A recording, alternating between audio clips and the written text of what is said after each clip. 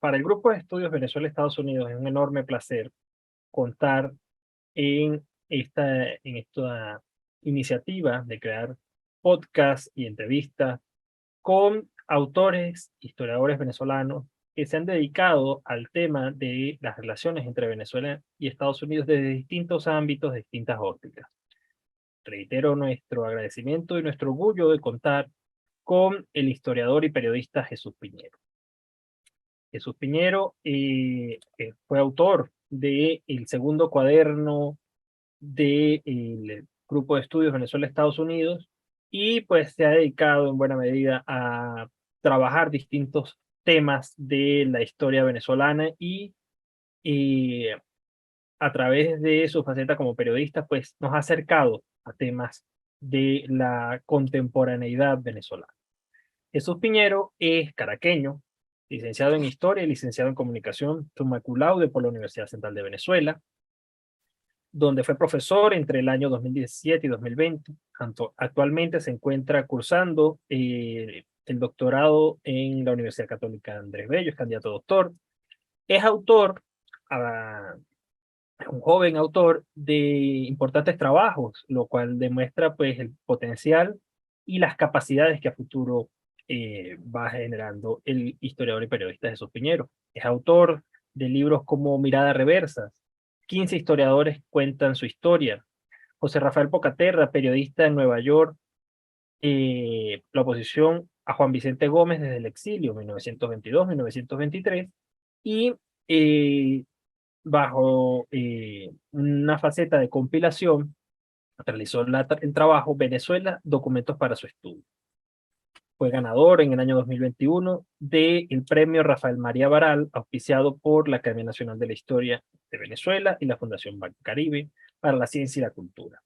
Colabora en diferentes medios de comunicación como El Estímulo, Pro Da Vinci y 58. De nuevo, reiteramos a Jesús Piñero el agradecimiento por participar en ello y pues nos enfocaremos en su área de desempeño, en su área de investigación, que es parte de sus estudios doctorales y corresponde a una figura clave en distintas facetas de la historia venezolana del siglo XX, como fue José Rafael Pocaterra, tanto en la faceta del hombre político, el hombre de Estado, como la faceta del literato, el hombre del periodismo, el hombre dedicado a la reflexión de de esa primera mitad del siglo XX tan convulsa, tan revuelta, tan constructiva en algunos aspectos de la historia venezolana.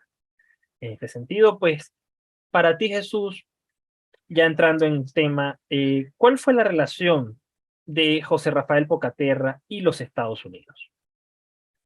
Bueno, primero que nada, muchas gracias, Francisco, por la oportunidad y el espacio. Mira, al hablar de José Rafael Pocaterra, bueno, digamos es un poco complejo porque es un hombre que estuvo en muchos lugares, en muchos momentos. Se puede mirar en la primera mitad del siglo XX a través de su figura, que es un poco lo que estamos tratando de hacer en la tesis doctoral.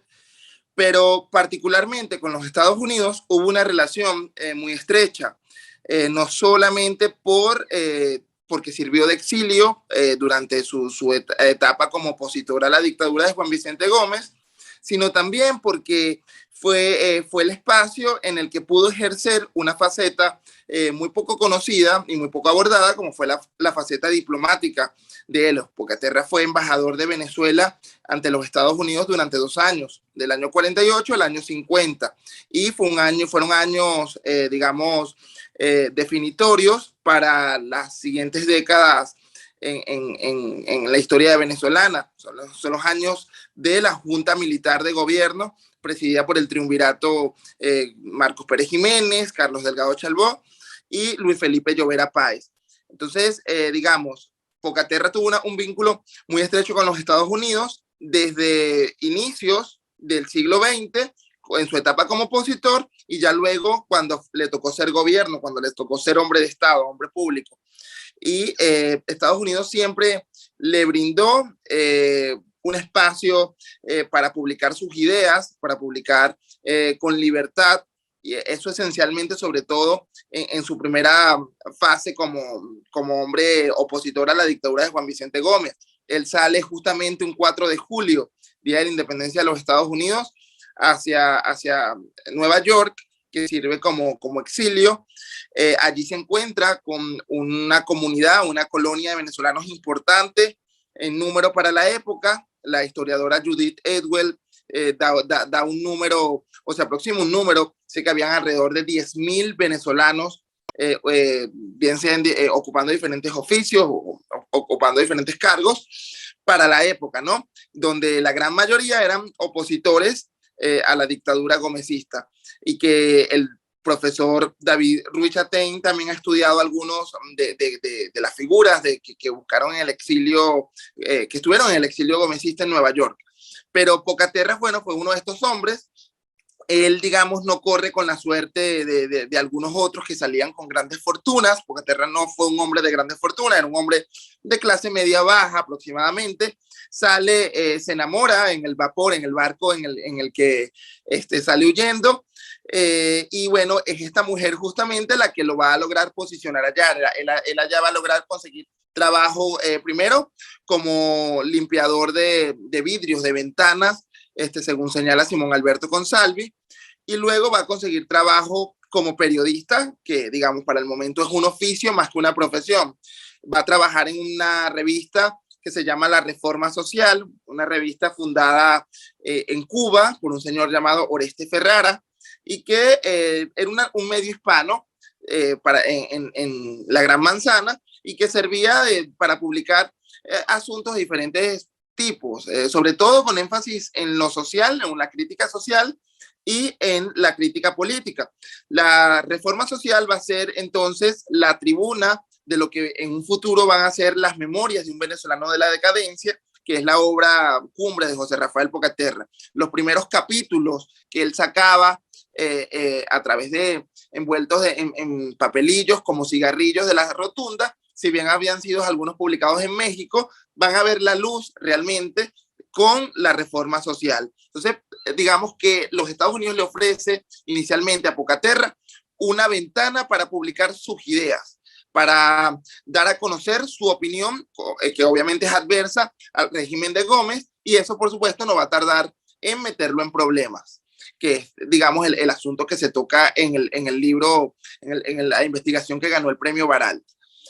Ya posteriormente, Pocaterra tiene que salir de los Estados Unidos, reside en Canadá, que va a ser como la sede de su principal exilio, y ya no regresa a Estados Unidos. Bueno, va de visita, por supuesto, pero a cumplir una función como la que cumplió entre el 22 y el 23, lo va a hacer ya posteriormente, a finales del año 48, cuando Carlos Delgado Chalbó lo llame para que haga el lobby ante el gobierno de Harry Truman para el reconocimiento de la Junta Militar, que es un gobierno de facto y que necesitaban el reconocimiento de los Estados Unidos en un mundo donde, digamos, ya se sentían los vientos de la Guerra Fría, y donde de alguna manera era indispensable el reconocimiento de los Estados Unidos para contener el comunismo en la región latinoamericana. Entonces, Pocaterra ahora pasa de ser un perseguido político a ser un perseguidor político, porque lo mismo que le hicieron a él en el año 22, 23,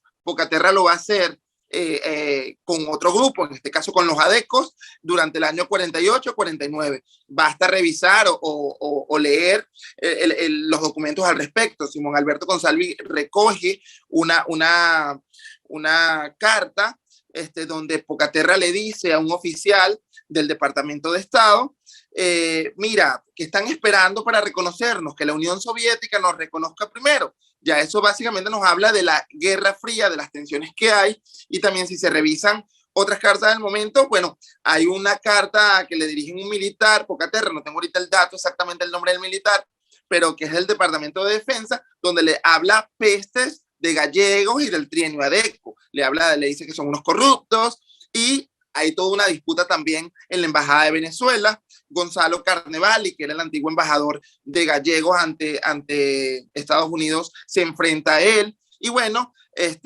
pasa eso. O sea, a veces hay como quien dice, uno no puede escupir para arriba, porque Pocaterra, digamos, terminó haciendo lo que le hicieron a él en sus años como opositor a Gómez. Entonces, ya para cerrar esta parte, lo que Estados Unidos le ofrece a Pocaterra es un espacio de acción política, un espacio que no encontró en su país. Primero, porque no había libertad de expresión, y segundo, porque, bueno, fue un hombre diplomático, un hombre de lobby, un hombre además que manejaba muy bien el inglés, un hombre que era conocedor de la cultura anglosajona, que conocía mucho de literatura inglesa y literatura norteamericana. Basta revisar su obra para darse cuenta de algunas referencias, y de hecho el segundo apellido de Pocaterra también es inglés, es Macpherson. Entonces el vínculo siempre estuvo allí latente, y que bueno, que logró encauzarlo a través de la política, no de la literatura. Sí, es una figura, pues, controversial, si se quiere. Es el adalid de la lucha antigomecista. Su obra es icónica, Memorias de un venezolano en la decadencia. Y esta faceta tal vez tan desconocida que hace que se convierta en una personalidad tan controversial por esta visión, y es la visión de ver a un personaje no a un punto estricto de su espacio vital, sino en el largo periodo vital. Y como ser humano, pues cambia, pues se antagoniza con sus ideas, es proclive a incluso unirse a sectores que representaban pues la Venezuela prácticamente militar, la Venezuela que se institucionaliza con el gobierno de Gómez desde el punto de vista del poder ya de la Sí, institución militar. sí, absolutamente. De hecho, lo que vemos en Pocaterra es, habría que revisar cuál era su concepto de democracia, ¿no? Pero el proyecto de Pocaterra nunca dejó de ser democrático. Basta revisar sus textos para darse cuenta de sí, de lo que él deseaba para el país, una democracia ordenada. Pero claro, esa democracia ordenada fue impuesta por los militares, y democracia entre comillas también, no es la democracia revolucionaria del trienio. Entonces, sí, con lo que no está de acuerdo Pocaterra es con con el caudillismo, con esa práctica caudillesca que de alguna manera representó Gómez, a pesar de que asesinó al caudillismo. Gómez en esencia pudo haber sido también un caudillo. Es una bisagra entre un caudillo y un dictador. Pero Pocaterra lo que se opone es a esas prácticas. Pero si nos vamos a la Junta Militar, bueno, es una dictadura lo que se instaura en 1948. En palabras de Betancourt, que si vamos a las palabras de Betancourt, y los catalogaba como el sindicato de macheteros, los caracortados. Sí, exactamente. De hecho, era tal su aversión a la forma de hacer política de Juan Vicente Gómez, que expresó un antiandinismo importante. Hay una polémica en los años 30, se está celebrando, no recuerdo exactamente, eso fue en 1939, 1940, se está celebrando en el Congreso de la República un aniversario de la batalla de Carabobo. Pocaterra para ese momento era presidente del Senado, y da un discurso donde ataca a esa vieja forma de hacer política, y en particular a los andinos. Y eso genera una polémica dentro del Congreso, que ni siquiera el artículo, el discurso se publica. O sea, normalmente se publicaban los discursos que se daban. El de Pocaterra no se publica porque quienes gobiernan en el Senado son andinos y dicen, no, o sea, nos está atacando a nosotros, y se decide no publicar. Ese artículo, ese discurso se termina publicando posteriormente, pero el mismo Pocaterra lo da a conocer en un libro que se llamó Integración Venezolana. Pero llama la atención porque Pocaterra siempre se opuso fue a esa forma de hacer política. Ahora, digamos, venderlo como un personaje comprometido con la democracia, o al menos la democracia que vamos a tener durante la segunda mitad del siglo XX, es muy, digamos, atrevido, ¿no? Porque no fue un hombre de partidos tampoco. O sea, resulta difícil ubicar a Pocaterra tal vez en el partido de Medina, pero resulta difícil ubicarlo dentro de un partido político, dentro de una idea política en general, porque fue un hombre muy cambiante. Mira esto, estuvo involucrado desde Castro, o sea, estuvo involucrado con los gobiernos desde Castro a Carlos Delgado, o sea, estuvo con Castro, con Gómez, con López Contreras, con Medina, con Betancourt, con Gallegos y con, con Carlos Delgado. O sea, es un hombre que expresa la primera mitad del siglo XX venezolano. O sea, nos sirve, es un vehículo que nos sirve para entender ese periodo, esos primeros 50 años que fueron cruciales, por supuesto, fueron convulsos, pero cruciales para la historia de las décadas siguientes. Ahora, Jesús, ¿cómo crees que influyó los distintos contextos internacionales entre Venezuela y Estados Unidos?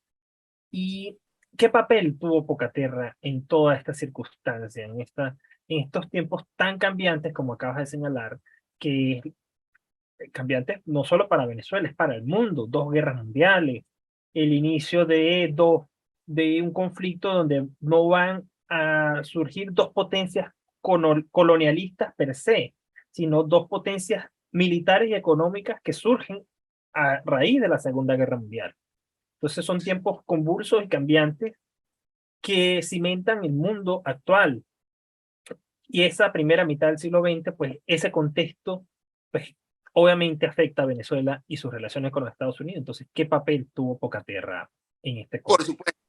Mira, desde su etapa como opositora Gómez, digamos, influye dentro de las relaciones entre Venezuela y los Estados Unidos. Los artículos que Pocaterra publicaba en la Reforma Social generaron una controversia entre el gobierno de los Estados Unidos y el gobierno de Venezuela, porque se trata no solamente de Pocaterra es pero digamos es la cabeza importante, porque además es el padre de la leyenda negra contra Gómez. Digamos, este grupo de venezolanos, periodistas, en gran mayoría de oficio, se dedican a escribir peste sobre el gobierno. Y dentro de esos artículos, a Pocaterra se le escapa, o no sé si se le escapa, obviamente a lo mejor lo hace. El punto es que escribe que la única forma de salir de Gómez es que se muera, es asesinando al presidente.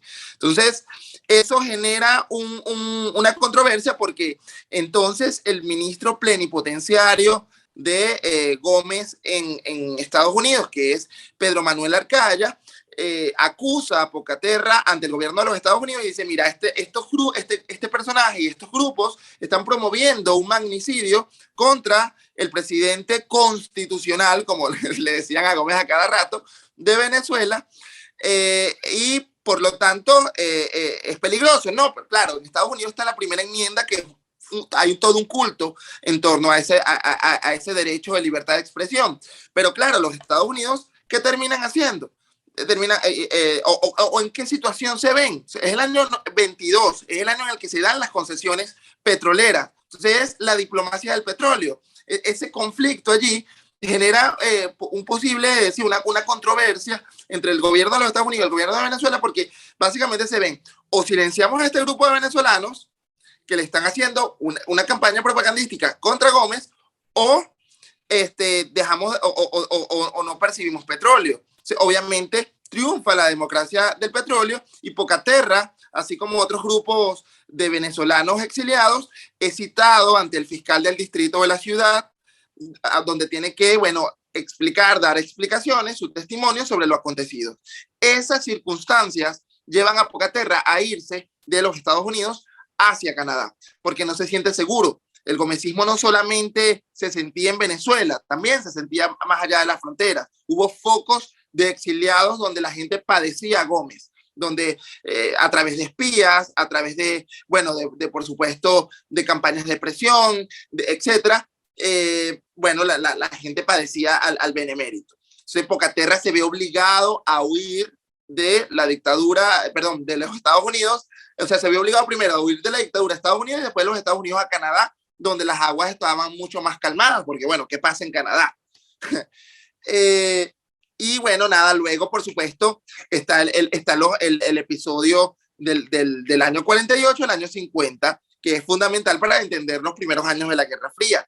Estamos hablando de un personaje que fue de primer orden, porque fue nada más y nada menos me atrevo a decir a esto, no sé qué tan grave sea, pero quien insertó a Venezuela en la Guerra Fría. Esa frase que le dice al funcionario del Departamento de Estado, que están esperando que la Unión Soviética nos reconozca primero, bueno, es definitoria, o sea, para explicar la tensión y el contexto histórico de la región latinoamericana. Son vientos de Guerra Fría, son vientos de contención al comunismo, y Pocaterra viene a ser un protagonista más de eso. Y bueno, por supuesto, basta ver lo que ocurre, por ejemplo, con la embajada de la Unión Soviética en Venezuela. Se tienen que ir. O sea, Medina había establecido una embajada con un embajador que de hecho iba a ser Pocaterra, pero tras estos sucesos, tras los sucesos del 18 de octubre y los del 24 de noviembre, se degrada esa figura de embajador a una figura de encargado de negocio. Entonces, eso tiene que ver, obviamente, en el marco de la Guerra Fría, donde Pocaterra fue un protagonista de primer orden. Entonces, es un contexto tan cambiante a nivel internacional y que en algunos casos priva el interés económico, el interés militar, el interés diplomático, que el idealismo de una sociedad donde se respete la justicia, la igualdad, los valores democráticos. Y eso lo vemos tanto en esa reacción de Truman después de haber sido depuesto Gallegos, cuando apenas hacía 4 meses lo había recibido con todos los honores en Washington. Y recorren el estado de Missouri, fundan pueblos y establecen un vínculo muy cercano, y como Pocaterra se termina convirtiendo en esa figura clave para desconocer ese gobierno legítimo, constitucional, revolucionario desde el punto de vista de la concepción democrática en Venezuela, y esa visión que empieza a establecerse ahí y que además es parte también de una visión historiográfica en la cual se trata de vincular el gobierno de acción democrática con señalamientos comunistas, con medidas comunistas. Y pues basta conocer un poco o indagar un poco en las fuentes para darse cuenta que durante el trienio existió más bien un acercamiento muy estrecho entre Venezuela y los Estados Unidos. Entonces es interesante cómo Pocaterra se convierte en el iniciador de esa visión de ese gobierno, de ese trienio, como un gobierno comunista, y el temor ante la avanzada soviética pudiera representar en el hemisferio un peligro. Así es.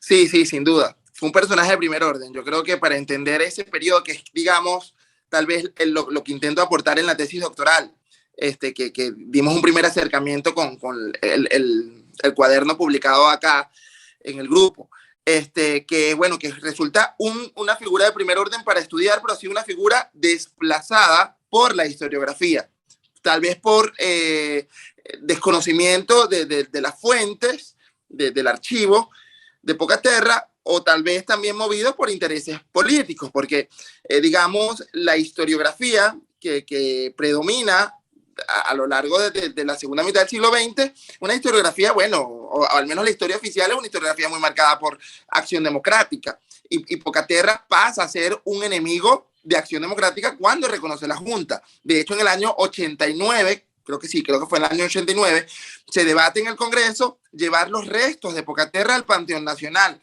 y toda Acción Democrática, que era mayoría, no sé si era mayoría exactamente, pero tenía una porción importante dentro del Congreso, se niega, dice que no, que Pocaterra es un traidor de la democracia por haber reconocido el gobierno de facto de Delgado Chalbó. Entonces, digamos, es una figura estelar que se está tratando de estudiar alejado de cualquier interés partidista, viéndolo en su dimensión humana, como un hombre complejo, con contradicciones, y obviamente valorando el aporte y lo que nos puede proporcionar su obra y su archivo, que en gran parte están inéditos. Además, fallece en la década de los años 50, es decir, no participa en los hechos posteriores a la caída del gobierno del general Pérez Jiménez, y eso pues también teje otra dinámica que tal vez con Exacto. otros personajes que también tuvieron una vida muy activa, tanto en el gobierno de López, de Medina o en el decenio militar, que son pues parte integral del debate político de la década de los años 60 y 70. Claro, no se pudo reconciliar con la democracia. Exactamente. Ahora, Jesús, ya desde el punto de vista más metodológico, más del historiador, del investigador, ¿cuáles han sido los alcances y las limitaciones del estudio de Pocaterra en el contexto de las relaciones entre Venezuela y Estados Unidos? El alcance, bueno, Pocaterra, el alcance de las investigaciones en el estudio de las relaciones Estados Unidos-Venezuela, ¿no? Eh, bueno, Pocaterra, como te decía, es una figura desplazada de la historiografía que ha sido más valorada por sus aportes literarios, por sus cuentos grotescos, por sus novelas, por sus memorias, que de alguna manera, insisto, fundan la leyenda negra de Juan Vicente Gómez, por todo el testimonio que da de cómo era la vida dentro de la rotunda, pero el Pocaterra, actor político, el Pocaterra es hombre de Estado, funcionario público, porque no solamente ejerció funciones diplomáticas, también fue presidente del Estado Carabobo, fue senador, fue presidente del Senado, fue ministro de Comunicaciones y del Trabajo de López Contreras. Entonces, ha sido muy poco estudiado, vagamente estudiado. Solo un trabajo, el de Argenis Zuluaga, historiador valenciano, bueno, historiador de oficio, porque más que todo es un cronista, pero sus aportes son válidos, se nota mucho en la forma como cita, ¿no? Se han dedicado a estudiar esa faceta de Pocaterra, pero sobre todo entre los años de López y de Medina. Los años posteriores, es decir, los años del gobierno de Betancourt, los años del gobierno de Gallegos y los años del gobierno de Carlos Delgado, no se ha abordado mayor cosa. Este señor, Simón Alberto Consalvi, lo cita y lo toma, pero apenas hace una referencia no solo en su biografía, sino también en la biografía que hace para el Nacional, sino también en un libro que publicó la Fundación Rómulo Betancourt, que se llama Rómulo Betancourt en la conferencia de Bogotá, porque Pocaterra acompaña a Betancourt en la fundación de la OEA, por ejemplo, y presencia lo que sucede en el Bogotazo. Entonces, ha sido muy escasamente trabajado esa faceta. Y si a eso o sea, si ya de por sí ha sido poco trabajado esa faceta política de Pocaterra, la Estados Unidos pasa prácticamente inadvertida. Pocaterra y los Estados Unidos, bueno, digamos, no ha sido un interés de la historiografía, tal vez, insisto, por falta de conocimiento al respecto. Ese libro que ganó el premio Baral, muy humildemente creo que puede ser un precursor de estos trabajos porque, bueno, revela ese vínculo que hubo y, bueno, esperemos que la tesis doctoral también ayude a aclarar un poco el panorama. Pero es una línea de investigación, como dicen la profesora Inés Quintero, ningún personaje está agotado, o sea, se pueden sacar muchas interpretaciones y muchos trabajos al respecto, y creo que se abre una nueva mirada hacia los hechos y hacia las relaciones Venezuela-Estados Unidos, desde el punto de vista, insisto, de un hombre que presenció momentos claves en la historia venezolana y mundial, porque cabe destacar que Pocaterra era embajador de Venezuela ante Gran Bretaña durante la Segunda Guerra Mundial, y que cuando la embajada de Venezuela en el Reino Unido se derrumba por el ataque aéreo de los nazis, Pocaterra era el embajador. O sea, es un hombre que está metido de lleno en la política venezolana y en la política internacional. Tiene textos donde critica a Mussolini, donde critica a Stalin, tiene digamos, esa participación ya no solamente en Inglaterra durante la Segunda Guerra Mundial, sino en la creación de la OEA en el año 48. Tiene también participación en la política brasileña, porque es el embajador de Venezuela en Brasil. O sea, se puede estudiar en tres dimensiones. En el mundo, digamos, a nivel de la Segunda Guerra Mundial, se puede estudiar a nivel regional, con Brasil, con la creación de la OEA, con Colombia, donde también publicó información importante, y obviamente en Venezuela. Y en el marco de esa triada, de escenario, obviamente se ubican los Estados Unidos, en todos los sentidos. Estados Unidos en la Segunda Guerra Mundial prácticamente condicionó las relaciones de América Latina con el mundo en la primera mitad del siglo XX y, bueno, obviamente con Venezuela. Y considero, agregando un poco lo que señala, es que este tipo de trabajo nos demuestra que hay mucho por hacer. No es solamente la figura o la visión sobre un personaje, sino un grupo que se puede estudiar de intelectuales, políticos, académicos, que tal vez no se ha agotado, no se ha revisado, no se ha profundizado en su accionar. Estamos hablando de hombres como el mismo Caracciolo Parra Pérez, Simón Exacto. Alberto Consalvi, Salvador de la Plaza, Andrés Ya, Gabriel Blanco, Caldone Neuwirth, es decir, venezolanos que tuvieron una actuación destacada en distintas facetas y sí, que Mariano tal vez ha González, predominado una sola. sí, porque sobre Mariano Piconzala pesa la faceta de, insisto, igual que Pocaterra, la faceta de escritor, la faceta intelectual, pero la faceta diplomática, como por ejemplo, embajador ante Colombia, tampoco, o sea, creo que se ha escrito también poco. O sea, son hombres que, bueno, que aparte de la vida intelectual que llevan también una vida política importante, o sea, eran en la representación de un país, de un gobierno, ante el mundo exterior. Y eso es válido porque, digamos, o sea, hay que revisar, por ejemplo, cómo era esa colonia de venezolanos en Nueva York de principios del siglo XX. Se publicó un tuit hace poco donde mucha gente decía que, bueno, que cuánta gente en Nueva York no es descendiente de venezolanos de alguna u otra manera que se fueron huyendo de la dictadura de Gómez. Y que obviamente al no haber un registro o al no contarse con las cifras, ayudan a aclarar y ayudan a entender muchas cosas. Entonces creo que respaldo tus palabras absolutamente. Creo que se tienen que abrir nuevas miradas al siglo XX, empezando por eso, por esa dualidad de perfiles que tenían estos hombres. No solamente eran hombres intelectuales y escritores, sino también hombres de Estado, porque, bueno, ejercían funciones diplomáticas. Ahora Jesús, ya que es un poco finalizando este muy, muy entretenido podcast, ya desde el punto de vista de tu idea central, tu columna vertebral dentro de esta investigación, ¿cómo ha sido tu valoración del Pocaterra histórico? No el hombre de las letras, no, el Pocaterra que aglutina todas estas facetas. El diplomático, el hombre de Estado, el perseguido político, el periodista, el escritor, el, el interventor de Venezuela, de la dictadura venezolana ante Estados Unidos. Es decir, es un hombre multifacético. Sí. Con muchos cambios en su espacio vital. Entonces vemos que es un personaje que, como tú bien has señalado, ilustra lo que es la primera mitad del siglo XX. Sí, bueno, te quedaste pegado. Entonces, ¿cómo ha Ah, sido tu valoración del Pocaterra histórico?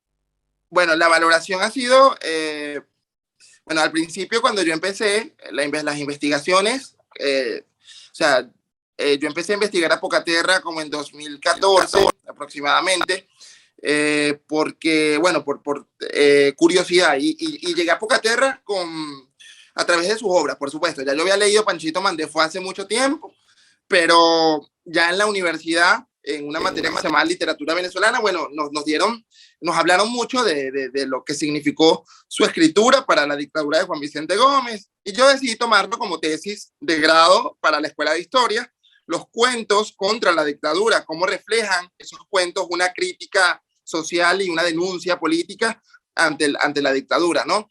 Investigando eso, me topé con el suceso de Nueva York, que después convertí en mi tesis de comunicación social.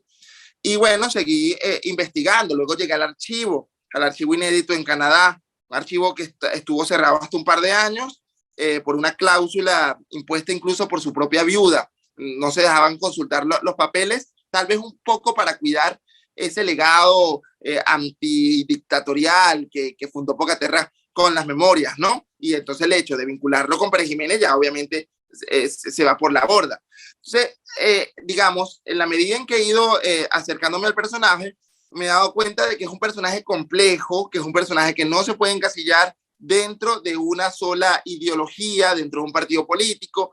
Es un personaje transversal dentro de la primera mitad del siglo XX, donde hay gobiernos incluso antagónicos, basta ver, no sé, Gómez y Betancourt, pero Pocaterra está involucrado dentro de la política con todos, estuvo con todos, en contra, a favor, pero estuvo con todos. De hecho, algo muy poco estudiado, Pocaterra inicialmente, en esa luna de miel del gomecismo, de 1908 a 1913 aproximadamente, trabajó como funcionario del gomecismo, trabajó de la mano del Roberto Vargas, que llevaba el Estado Guárico, era su tesorero y después era su secretario privado. Entonces, digamos que el hecho de haber visto también cómo funcionaba el gobierno por dentro, a lo mejor también pudo entender muchas cosas y le sirvió también para perfilar su pluma en contra del benemérito. Pero ya volviendo, ha sido muy, muy enriquecedor poder entender al personaje, aunque, insisto, es muy complejo porque tú dices, ya va, pero ¿cómo es que apoyó a Betancourt, pero luego apoyó a Carlos Delgado? Y también nos ha llevado a reflexionar sobre otras cosas. O sea, no solamente es lo racional, es lo evidente, lo que lleva a los hombres a ejecutar ciertas acciones, sino también las emociones. Basta ver, Pocaterra prácticamente crió, o al menos estuvo en gran parte de su vida con Carlos Delgado Chalbó, porque era un gran amigo de su papá, Román Delgado Chalbó, que también era opositor a Gómez. Entonces, las emociones, los afectos también lo movieron mucho. Era un tipo muy, yo digo, gruñón. Yo creo que era un tipo gruñón, donde todo le fastidiaba, donde todo lo criticaba, pero también porque está marcado en un siglo convulso de dos guerras mundiales, de una crisis, de la crisis del capitalismo, de un país sumido en miseria, donde, donde compañías extranjeras vienen a explotar el petróleo, donde se quita un dictador para montarse otro. Obviamente, dentro de ese panorama tan sombrío, lo que puede salir de allí es pesimismo, y el pesimismo se expresa muy, muy bien dentro de las obras de Pocaterra, tanto literarias como, como incluso ensayística, ¿no? Basta leer sus prólogos, es una escritura grotesca, es una escritura de molestia con el mundo, con el país, de un hombre, de un hombre de la decadencia, como él mismo se autollamó. Sí, en buena medida, pues expresa su obra, su accionar, lo que es un contexto, y creo que eso es el gran valor de trabajos como el que estás realizando. Entender que no es estudiar un hombre, es estudiar un contexto, una sociedad, un país, un mundo, a través de la visión de ese hombre.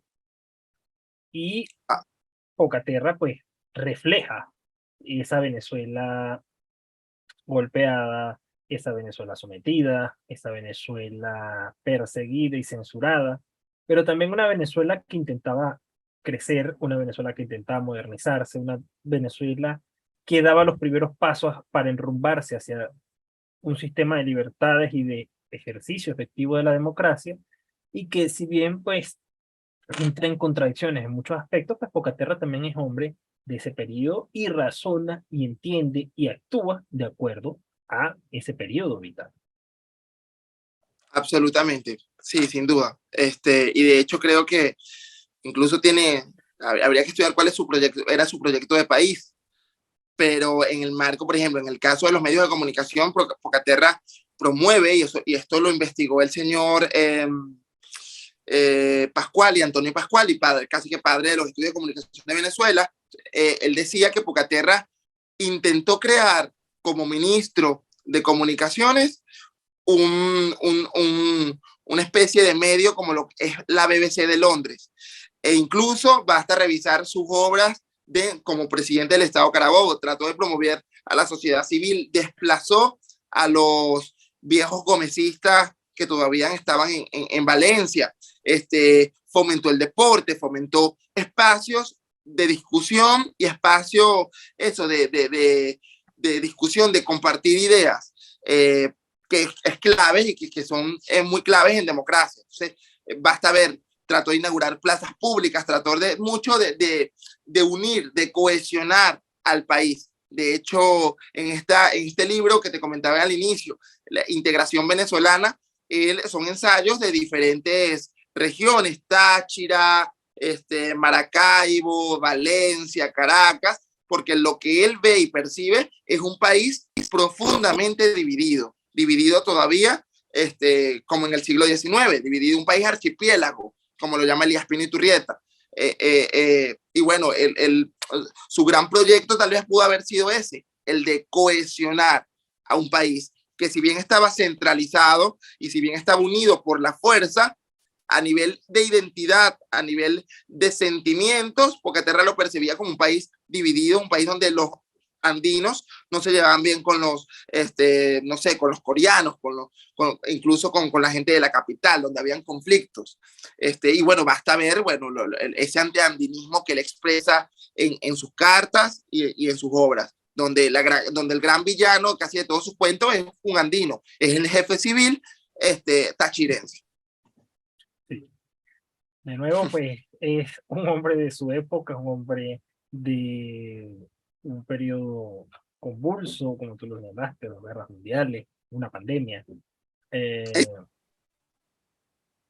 una, el inicio de la Guerra Fría y el replanteamiento de las relaciones entre Venezuela y Estados Unidos después de la Segunda Guerra Mundial, donde Venezuela quiere tener un rol más activo y eso se nota en su política exterior. Y pues, Pocaterra es partícipe prácticamente de estos eventos que son claves para entender la Venezuela de esa primera mitad del siglo XX.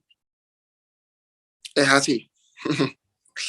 Bueno, pues nada más que agradecer a Jesús Piñero por esta oportunidad con la cual inauguramos esta fase de podcast y entrevistas del Grupo de Estudios Venezuela-Estados Unidos y con el cual pues pretendemos acercarnos más de una visión un poco más amena, más distendida de esos aspectos que son claves para entender las relaciones de Venezuela y los Estados Unidos desde distintas facetas, distintas miradas, acercándonos a los temas, los problemas, las complicaciones a la hora de investigar y bueno, cómo los historiadores, los investigadores sortean esas dificultades de ese proceso investigativo para dar cuenta de nuevos proyectos, nuevas visiones y nuevos trabajos.